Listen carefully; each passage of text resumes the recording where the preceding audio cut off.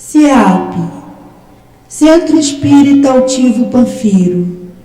Uma casa de amor.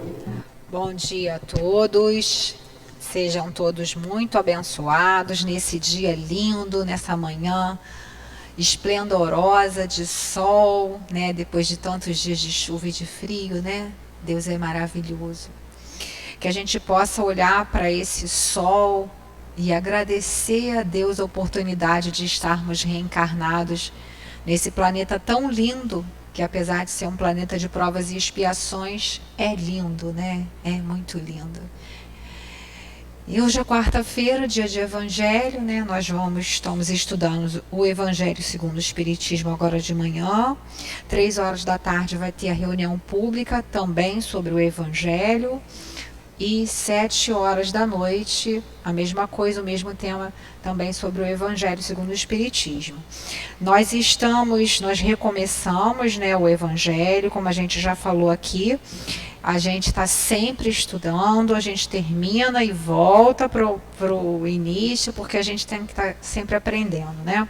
Nós estamos na introdução do Evangelho segundo o Espiritismo, na terceira parte, falando sobre notícias históricas. É uma parte em que Kardec fala um pouco sobre cada povo, né, que fez parte daquela época de Jesus ou até adiante, e para que a gente possa compreender os momentos em que ele se refere, né, utiliza esses nomes e a gente não ficar sabendo como que as pessoas eram, como que aquele povo era, né? Então isso é importante. Muitas pessoas, muitos estudos passam por isso. Aqui a gente não. Como o Newton fala, a gente lê até a orelhinha, né? Porque tudo é importante, tá? Então a gente está aqui na página 37, na edição do CELD. E a nossa companheira Adilane, eu vou pedir ela para ler, a gente vai falar hoje sobre os escribas.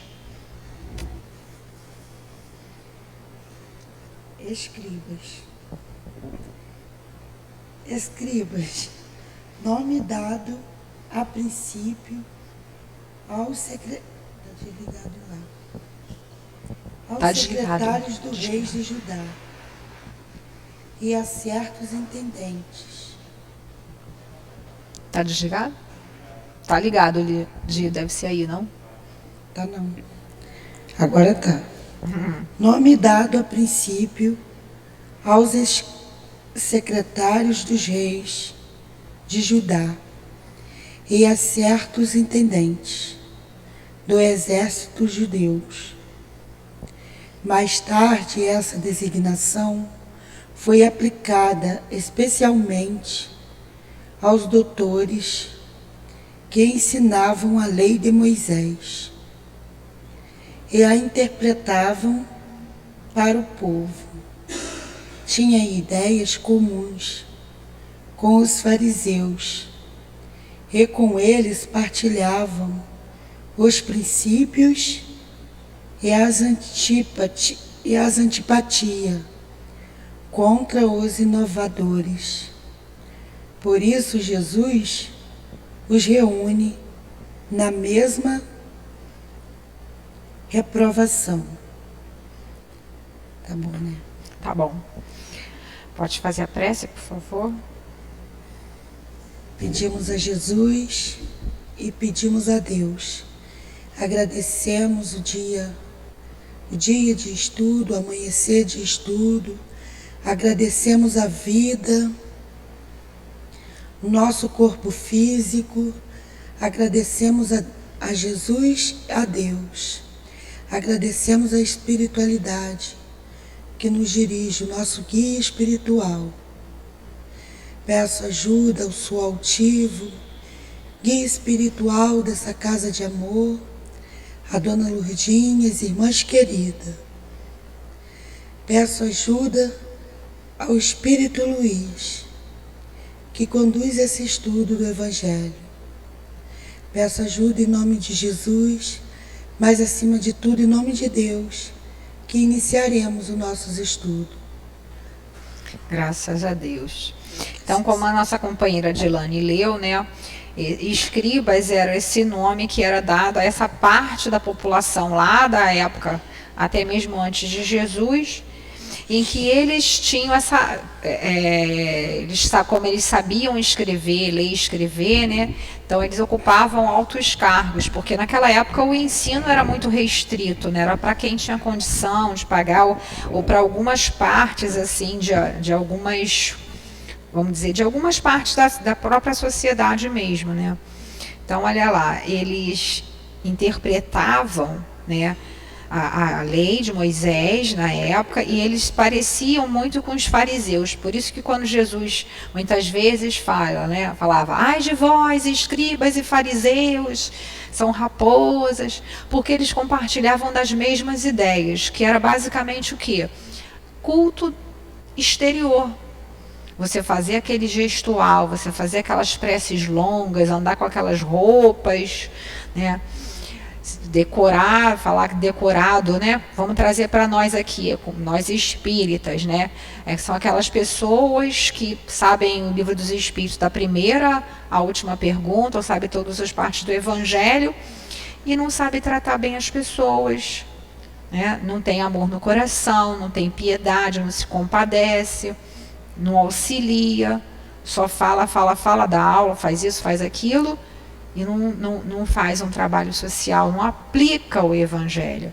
Porque o que é o Espiritismo, a doutrina espírita? É o Consolador prometido, que Jesus havia prometido, né, antes que ele sabia que ia passar por todo aquele martírio ali da crucificação, e ele falou que ele ia, eu me vou, mas vou preparar um lugar, né? Falou, então ele já deu uma noção aí da pluralidade das existências, né? E aí, o que ele falou? Aí os discípulos ficaram muito preocupados, eu estou trazendo para a nossa linguagem, muito triste, muito preocupado, como é que a gente vai ficar sem o Senhor? E ele falou, não, fica tranquilo, que eu vou pedir ao meu Pai para enviar um Consolador, né? Que vai relembrar o que eu disse, porque o Espiritismo não fala nada diferente do que Jesus falou, só vai relembrar e colocar uma nova luz, né? E ensinar algumas coisas que na época Jesus até falou sob a forma de parábolas, muitas coisas, porque eles não podiam compreender ainda, eram espíritos ainda muito imaturos, né? Então a gente vê, tem gente que é assim, né, Dilane? Hoje em dia, né? A gente vê um monte de escriba e fariseu aí reencarnado. A gente tem que tomar cuidado para a gente não ser como eles, né? De trazer aquela preocupação em demasia. Claro que a aparência exterior tem a sua importância no sentido da gente se tratar de maneira limpa, na medida do possível, né? Mas não é aquilo, né? Não é só o exterior. Como Jesus falava, que os fariseus, os escribas eram o quê? Era que nem sepulcros, né?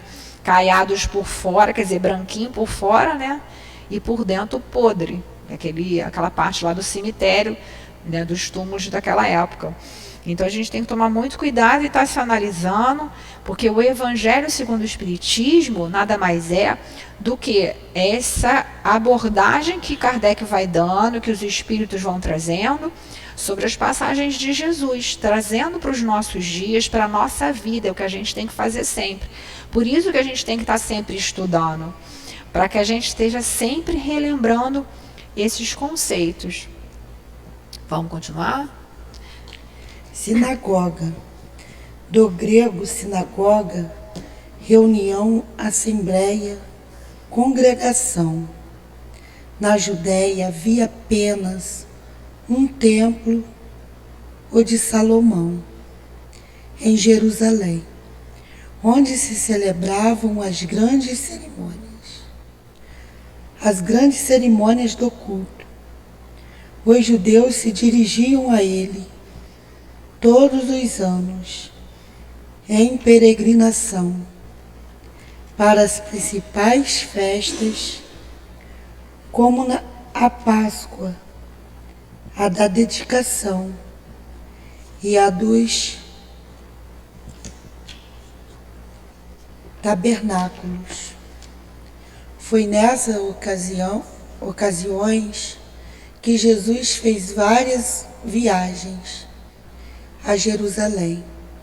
As outras cidades não tinham templos, mas sinagogas, edifícios onde os judeus se reuniam aos sábados para fazer as preces públicas, sob a direção dos anciãos, dos escribas, dos doutores da lei.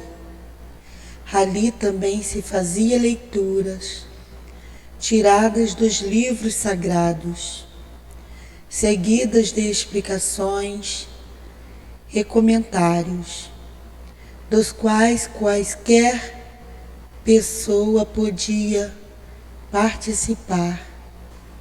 Eis porque Jesus, sem ser sacerdote, ensinava aos sábados na sinagoga.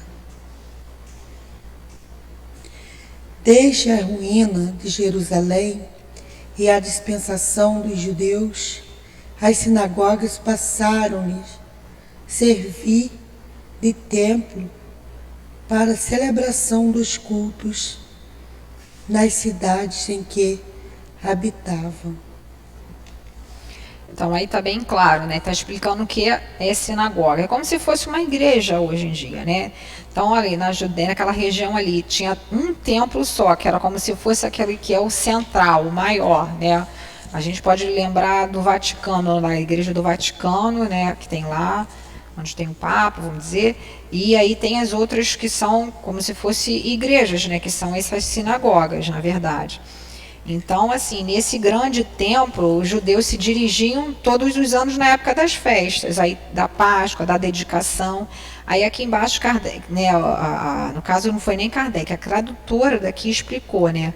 Festa da dedicação, criada por Judas Macabeu para comemorar a purificação e a renovação do templo, que 3 anos antes havia sido profanado pelos gregos, quer dizer.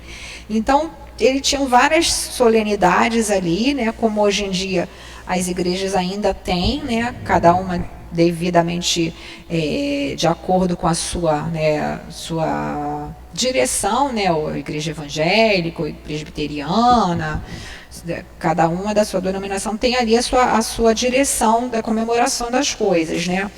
E o que é importante aqui?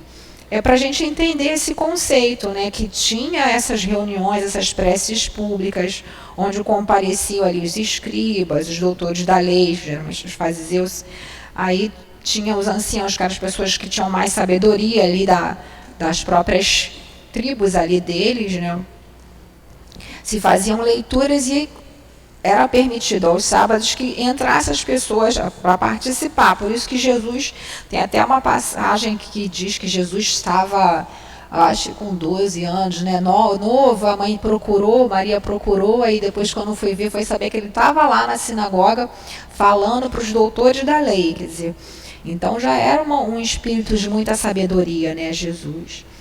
E aí para a gente saber, quando ele falar que estava na sinagoga, a gente saber o que é. Por isso que Kardec colocou aqui. Vamos continuar, Dione? Saduceus, seita judia que se formou por volta de 248 anos antes de Cristo, assim nomeada devido a Sadoc, seu fundador. Os saduceus não acreditavam nem na imortalidade da alma, nem na ressurreição, nem nos bons e maus anjos. Entretanto, acreditavam em Deus, mas não esperavam nada após a morte. Somente o serviam em vista de recompensas temporárias que, segundo a crença que tinha, era ao que se limitava sua providência. A satisfação dos sentidos era para eles o objetivo essencial da vida. Quanto às escrituras, os saduceus se prendiam ao texto da antiga lei, não admitindo nem a tradição, nem nenhuma interpretação.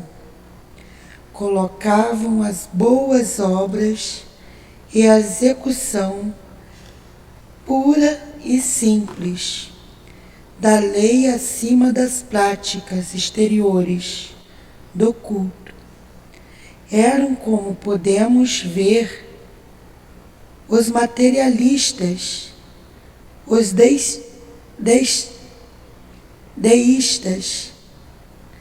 e os sensualistas daquela época. Essa seita era pouco numerosa, mas contava com personagens importantes e se tornou um partido político constantemente oposto aos fariseus. Então, como está dizendo aqui, né? A diferença dos saduceus... Oi? Não, pode falar. A diferença dos saduceus para os fariseus é que os fariseus, como a gente já viu ali, eles acreditavam na imortalidade da alma. Eles já acreditavam na imortalidade da alma. Eles só não aceitavam Jesus como Messias Salvador e nem na reencarnação como a gente sabe que existe hoje, né? Mas eles acreditavam na imortalidade da alma. Já os saduceus não. Eles não acreditavam na imortalidade da alma, nem na ressurreição, nem em anjo bom ou mau. Eles só acreditavam em Deus, tá? Mas não esperavam nada após a morte. Então eles achavam que tinham que aproveitar essa vida aqui da melhor maneira, da maneira que eles achavam lá. Satisfação dos sentidos, quer dizer, o que é a satisfação dos sentidos? Curtir todos os prazeres, bebida, comida, sexo, tudo que fosse que eles achavam ali, que fosse trazer a satisfação naquela vida, porque eles acreditavam que só era aquela vida, né? Que não tinha nada no futuro. Eles cumpriam o que estava escrito nas Escrituras, quer dizer, no Antigo Testamento, ao pé da letra, né? Mas eles não acreditavam em mais nada, né? Tem muita gente assim hoje em dia, não tem? Vocês conhecem alguém assim? Conhece alguém assim, dessas pessoas que, não existe nada não, vamos aproveitar a vida, que a vida é uma só. Não tem gente que fala isso, ainda bota isso nas redes sociais, que nada, que não tem nada. E você, Gabriel, você acredita que tem alguma coisa depois da morte? Vocês acreditam?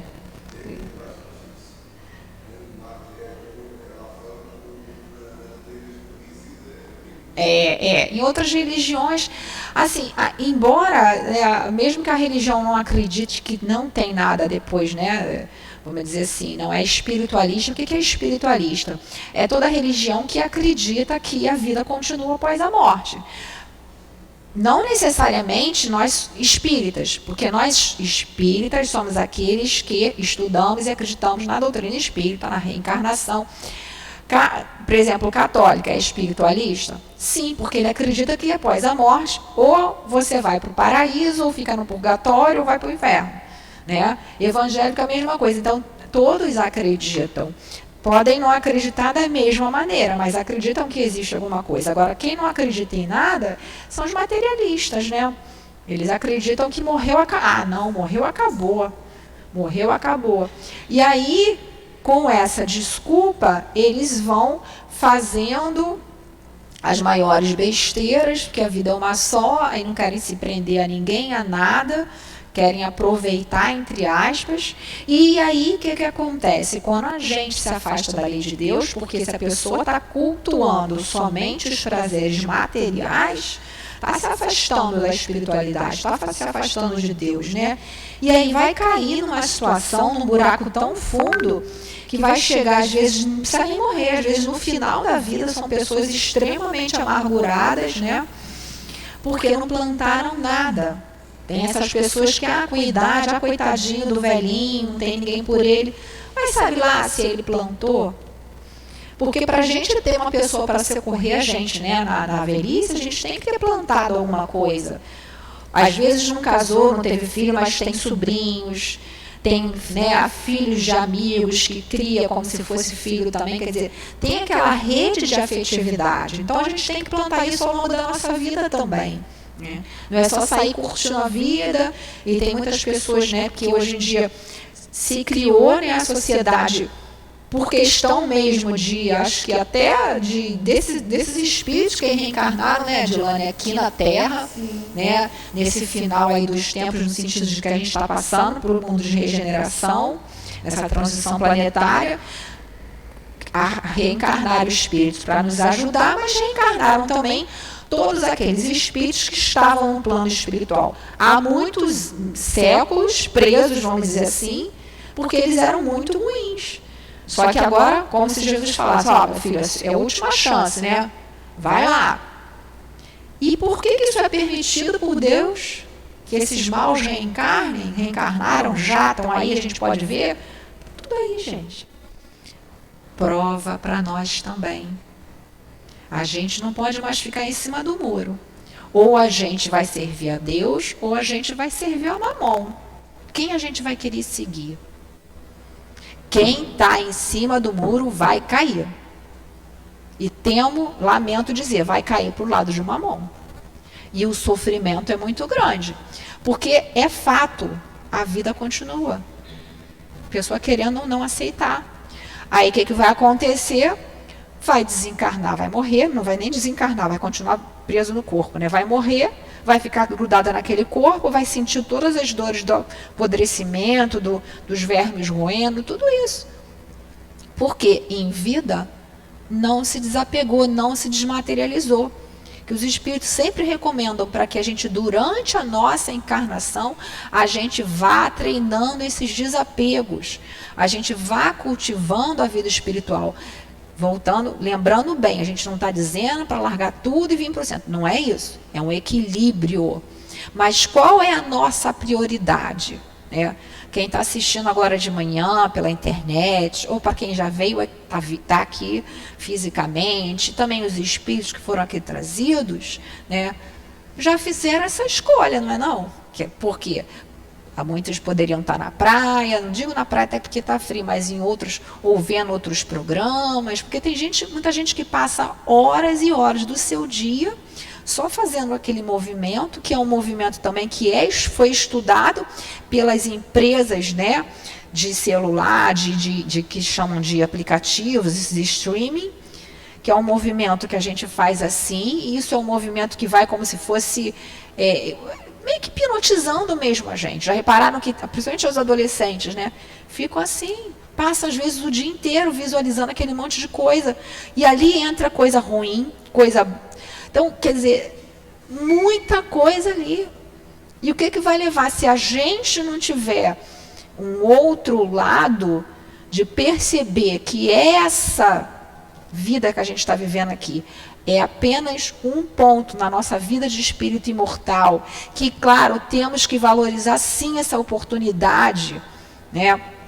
Buscar fazer o melhor a cada dia, se melhorando, né? Se a gente está com uma dificuldade, pede ajuda, né? Sempre a gente vai ter essa ajuda, vamos orar, vamos pedir. Aqui no Evangelho, lá no final, a gente já estudou, mas para quem não acompanhou com a gente, no capítulo 28, é um capítulo só de preces.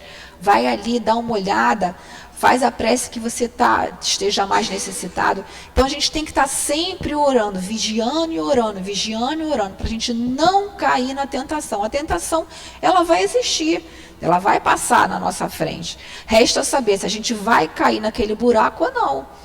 Na atual situação em que a gente está, se a gente se permitir cair em certos buracos, a gente não sai mais nessa encarnação, né, Dilane? A gente não sai mais.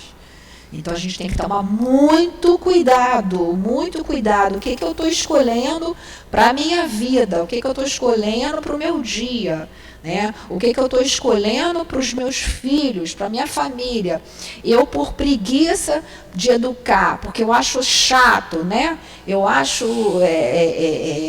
a criança é muito chato, não sei o que lá. Eu não estou ensinando eles a cuidarem. Aí, quando eu tiver velhinha, vou ficar reclamando que eles não vão cuidar de mim, eles aprenderam, eu ensinei? Não fala de Jesus para o filho. Ah, não, quando ele quiser, ele tem a religião dele. Como assim, se ele não está podendo escolher? Aí esse adolescente com 13, 14 anos, não tem noção nenhuma de vida futura, não tem noção nenhuma de que a vida continua, que não existe a morte. Aí quando a namorada termina com ele, ele fica deprimido e se mata. Olha a nossa responsabilidade. Então isso, não estou falando para ninguém sair pela rua pregando o evangelho, não é isso.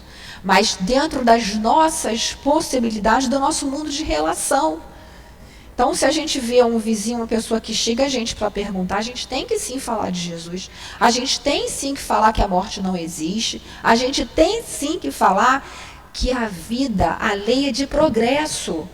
A gente tem que ter esperança. Ah, mas está tudo muito ruim. Mas as coisas vão melhorar.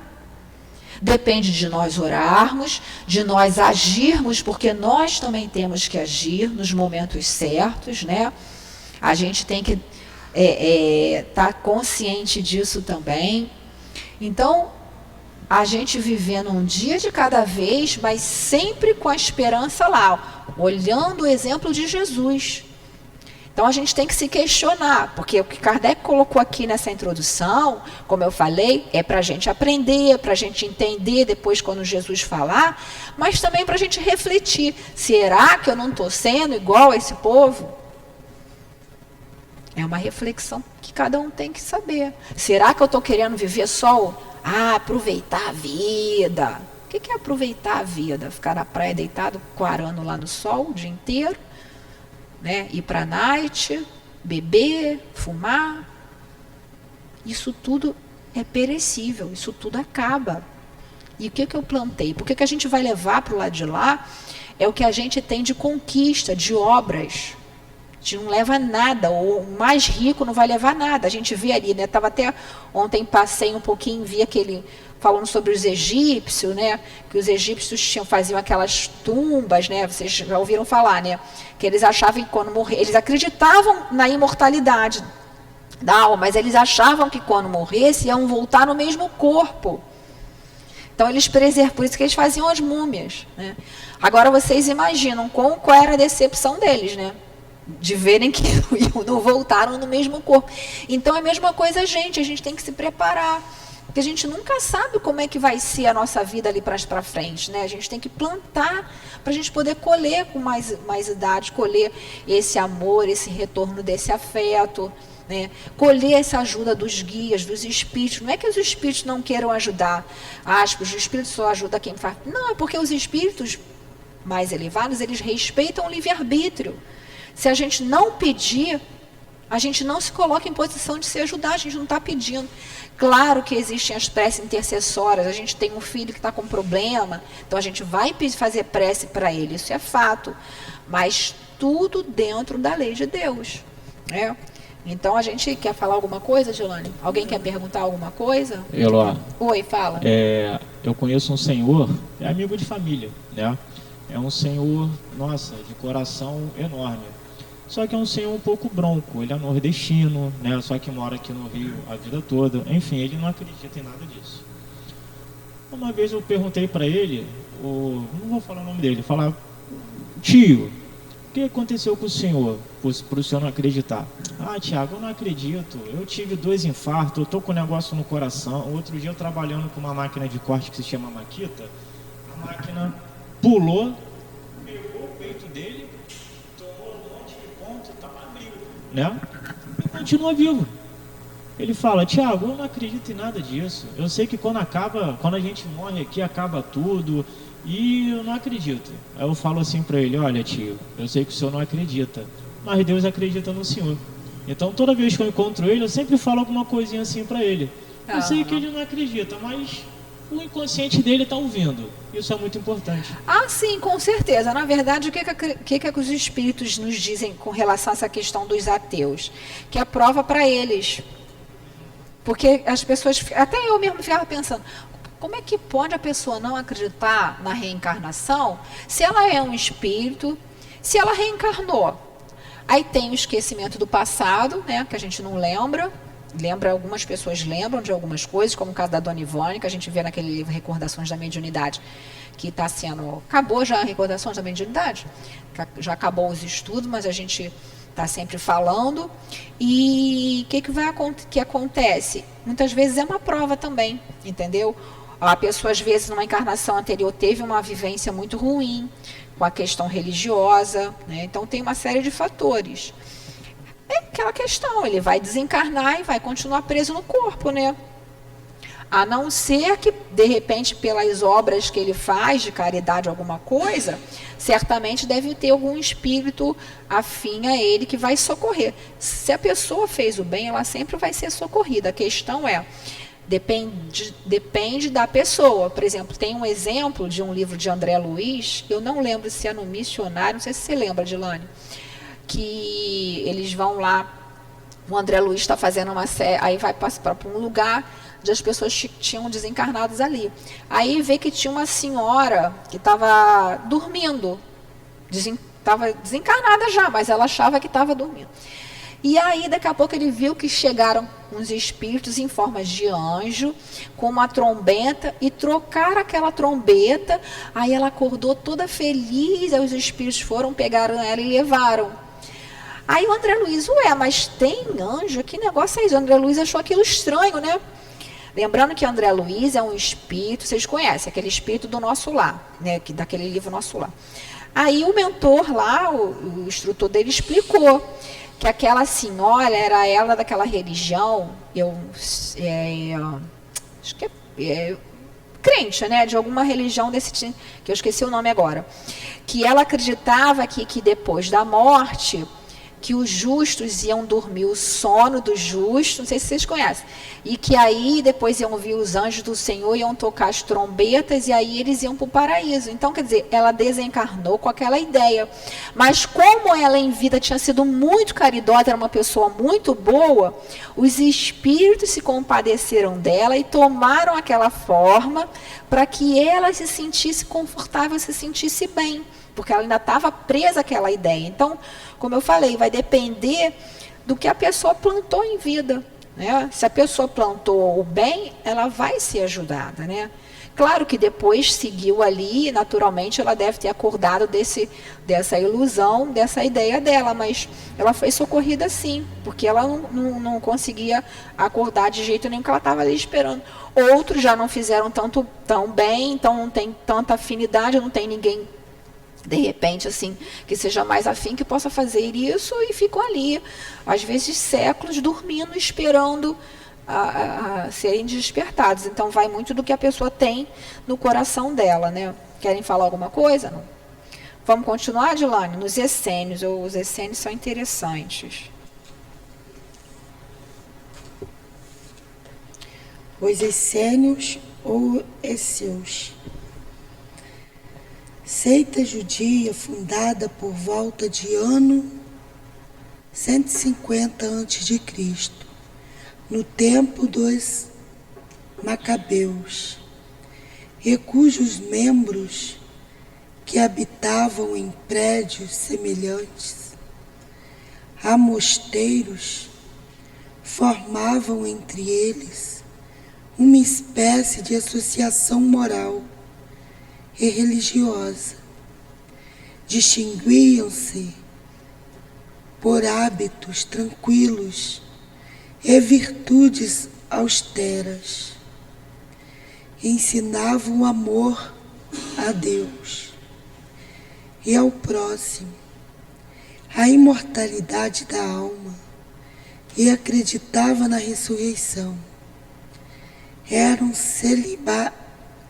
celibatários, condenavam a escravidão e a guerra, partilhavam seus bens comuns e se dedicavam à agricultura, oposto aos sensuais saduceus, que negavam a imortalidade, e aos fariseus, rígidos por suas práticas exteriores, e entre os quais a virtude era só aparente.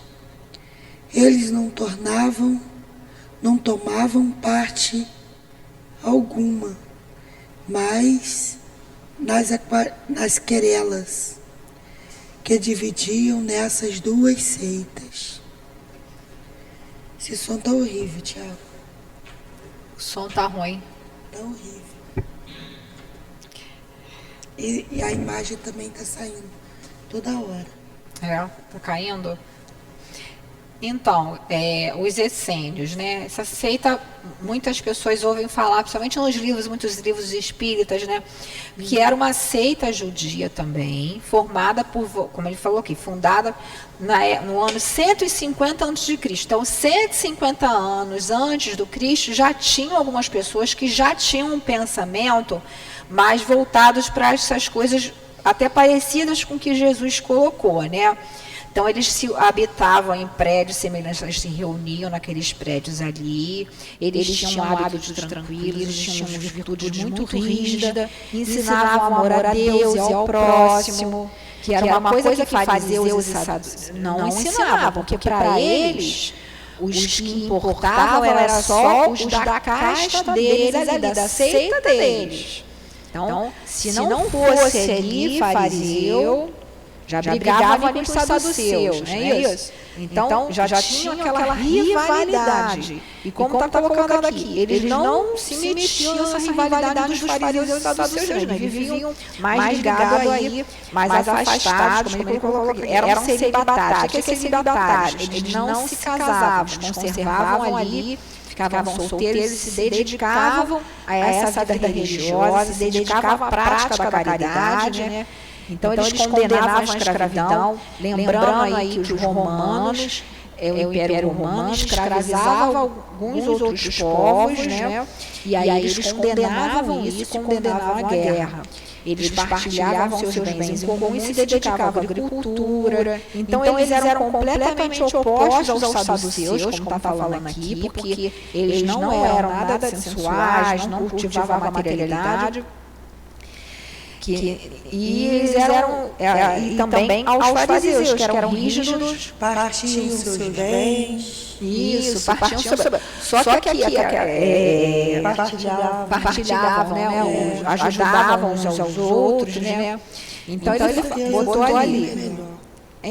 Aí está botando aqui, né? Seu gênero de vida se aproximava dos primeiros cristãos, porque, como eu falei, eles faziam já aquela coisa mesmo antes do Cristo chegar, e já eram espíritos que já estavam um pouco mais adiantados nessa questão da moral, da espiritualidade. E os seus princípios de moral que professavam fizeram que algumas pessoas pensassem que Jesus fez parte dessa seita antes de iniciar a sua missão pública. Então tem gente que diz assim, que eu vou falar em algum lugar, ou tem até alguma mensagem espiritual que não é de um espírito, que tenha uma veracidade, né? Porque como a gente já sabe, os espíritos podem se comunicar. Uma pessoa pode fazer uma psicografia. Esse realmente é um livro psicográfico, é um livro escrito no espírito, mas que espírito é aquele? Por isso que a gente sempre chama a atenção, que a gente tem que estudar para a gente entender qual é o conteúdo. O que importa é o conteúdo. Não adianta ter palavras bonitas se não tem nada de moral, se não é séria nem instrutiva a mensagem, né? Como a gente estuda no livro dos médiuns. Então a gente tem que ter aí essas duas coisas. A gente tem que ter esse retorno. Então, aí a gente começa a analisar. Aí tem gente que fala, né, que dos 12 aos 33 anos, Jesus ele passou um período que não tem nada relatado aí, que ele está ali aprendendo, tem gente que não fala isso. E Jesus estaria aprendendo lá no meio dos essênios. Gente, vamos pensar. Jesus era espírito puro quando encarnou aqui na Terra. Aí a gente já para. O que é espírito puro? A gente vai lá na escala espírita, no livro dos espíritos. Nenhuma influência da moral e de material da matéria eles têm. Então já tinha também toda a sabedoria. Que ele ia ficar lá com os essênios aprendendo o quê? Né? Se ele já sabia, é o espírito que mais sabia, que mais tinha sabedoria. Ele pode sim ter entrado em contato com essa seita realmente, ter conhecido algumas pessoas, ter até aconselhado algumas pessoas, né?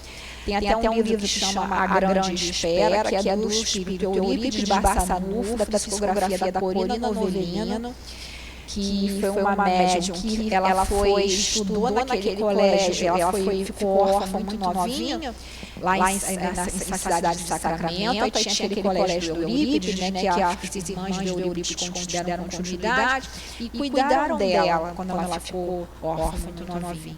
Então ela tinha uma vivência muito grande, né, já no espiritismo, e tem esse livro que fala que Jesus teve contato, mas que ele, na verdade, ele foi para ensinar. Foi para ensinar, porque os essênios, eles eram muito rígidos, né, virtudes austeras. Em alguns posicionamentos, eles eram muito rígidos, né? E Jesus, como vinha trazer essa lei de amor, né, lei de você entender o ponto de vista do outro, de você perdoar, de você trazer para todos ali aquele conceito, né? Porque os essênios, mesmo eles sendo, né, tendo toda essa moral mais trabalhada dos fariseus e dos saduceus, de toda maneira eles ainda continuaram fechados numa seita, né? Eles tinham lá os princípios dele. Para entrar para a seita não era qualquer pessoa, tinha que passar por uma série de provas, enfim. E Jesus não pregava isso, né? Jesus pregava o quê? Que não precisava, que ele diz para adorar o Pai, você não precisa de nenhum templo. Você vai adorar em espírito e verdade. Claro que a gente precisa ainda da casa espírita, de vir à casa espírita, de muitas pessoas à igreja, porque é a gente estando num lugar onde todos estão com a mesma vibração, com a mesma sintonia. Os espíritos já estão aqui preparados desde cedo para que a gente viesse aqui, por isso que a gente chega aqui e se sente tão bem, né? A gente às vezes até relaxa quando está aqui no salão, acaba até às vezes dormindo. Mas a gente ainda precisa disso, né? Mas na verdade, o que a gente, é só a gente raciocinar, né? Então, não importa também, no fundo, né? Mas se a gente raciocinar, a gente vê que Jesus não veio aprender nada com os essênios, né? A gente vê ali o que está falando aqui, né? Mas pessoas pensassem que Jesus fez parte dessa seita antes de iniciar a sua missão pública. Porque é certo que ele deve tê-la conhecido, como eu falei. Mas nada prova que ele se filiou a ela. E tudo que se escreveu a esse respeito é hipotético. Entendeu? Então ele falou para a gente, que Kardec está trazendo aqui para a gente. Mais uma vez, tomar cuidado com o que a gente lê, com o que a gente vê. Porque nem tudo, né? Aí tem fundamento. Aí que a gente começa a raciocinar. Por isso que a gente precisa conhecer a escala espírita, a gente precisa conhecer o que os espíritos ensinaram para a gente poder analisar e falar, não, Jesus é um espírito puro, né? Então, não tem muita lógica ele ter vindo aprender com os essênios, né? Mas, enfim, é só para a gente saber, quando a gente ouvir falar em essênios, a gente saber o que é. Quer falar alguma coisa, Joane? Pode continuar, então, por favor. Seus? Não, essa aqui você já leu, né? Terapeutas. Do grego, terapeutas, derivado do verbo terapia, que é terapia. Servir, curar, significa servidores de Deus ou curadores. Eram sectários judeus, contemporâneos do Cristo, estabelecidos principalmente em Alexandria, no Egito. Tinham grande relação com os essênios, dos quais professavam os princípios e igualmente adotavam a prática de todas as virtudes. Sua alimentação era extremamente frugal, voltados para o celibato, a contemplação e a vida solitária. Formavam uma verdadeira ordem religiosa. Filon, filósofo, judeu platônico, de Alexandria. Foi o primeiro a falar dos terapeutas, considerando-os como uma seita judaica. Eusébio, São Jerônimo e outros pais da Igreja pensam que eles eram cristãos, quer fossem judeus ou cristãos. É evidente que, da mesma forma que os essênios, eles representavam um traço de união entre o judaísmo e o cristianismo. Então, agora essa outra seita aí, né? Terapeutas, servidores de Deus ou curadores. Então, eles eram contemporâneos do Cristo, quer dizer, eles eram da mesma época de Jesus. Surgiu ali na mesma época de Jesus. Os essênios surgiram antes, mas continuaram ainda na época de Jesus. Os terapeutas nasceram na época de Jesus. Tinham algumas coisas muito parecidas com os essênios, né? A questão de prática das virtudes, a alimentação frugal, quer dizer, uma coisa bem leve, bem assim, saudável, voltados para o celibato, assim, né? Se dedicavam aí, né? Ficavam solteiros, não constituíam família, porque eles viviam ali entre eles, né? Contemplação e a vida solitária. Então tinha também aquele aspecto monástico, quer dizer, se isolavam para viverem aquela vida ali, que a gente sabe que hoje em dia não é o ideal, né? Porque você quer que adianta você se isolar, você vai ficar isolado ali, não vai conviver com as outras pessoas, né? Como é que a gente vai ter essa do amor ao próximo se a gente não convive com outra pessoa? Então a gente vê que hoje em dia não é uma boa isso. Quer dizer, claro que tem pessoas que se dedicam a essa vida aí de monastérios, de monge, ficam orando. Aí já é uma escolha daquele espírito, né? Mas a gente já vê que o ideal é a gente estar indo, porque é onde a gente vai ter a nossa prova, gente. É muito fácil aqui na casa espírita, por exemplo, todo mundo está com o mesmo ideal, todo mundo se gosta, está num ambiente bom. Aí quando a gente pisa ali na rua, aí vê aquele vizinho que bota a música alta. Então é ali no dia a dia, no rala-rala, que a gente vai estar provando para a gente mesmo se a gente está evoluindo ou não. Né? E o que ele bota ali? Eles formaram uma ordem religiosa, né? E eles eram ali, pensavam para os São Jerônimo e outros pais da igreja, pensam que eles eram cristãos, quer dizer, eles já tinham ali aqueles princípios ali até das ideias do Cristo. Então, se eles fossem judeus ou cristãos, não tem problema. O importante é que eles representavam esse traço de união entre o judaísmo ali e o cristianismo, né?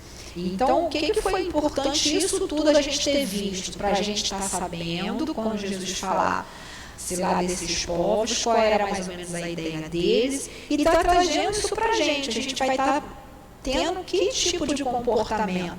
Será que a gente vai estar repetindo esse comportamento que nós tivemos lá atrás? Porque provavelmente nós também reencarnamos aí dentro dessas denominações aí. Eu acho que mais para fariseu, saduceu, né, Joane?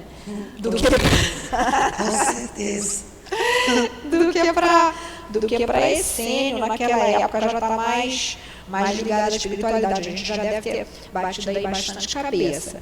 O que você quer fazer? Você quer entrar agora? A gente vai entrar no 4, falar sobre Sócrates e Platão, ou a gente termina? Não termina agora, né? É porque ficou um pouco cansativo, que a gente tem que ler. Aí na semana que vem a gente começa a falar de Sócrates e Platão. Tá bom? Querem perguntar alguma coisa? É próximo, dia 15, né? É dia 15. Dia 16. Ou dia 16? Dia 16, né? Dia 16. Você tá bom em conta, eu estou enferrujada. 16 de novembro. Dia 15 é feriado, né? Proclamação da República. É a proclamação da República. Tá. É fazer a prece, Dione? Faz a prece. Vamos agradecer a Deus à espiritualidade que nos guiaram, que dirigiram esse estudo. Agradecemos, pedimos pelos ouvintes, pedimos pelos irmãos desencarnados, pedimos pelo nosso país, pedimos paz, harmonização, pedimos pacificação entre as nações, pedimos o amor de Deus para com todos nós. Pedimos e agradecemos essa manhã de estudo. Em nome de Jesus, mas acima de tudo, em nome de Deus, damos por encerrado o estudo do Evangelho. Que assim seja. Graças a Deus, Senhor.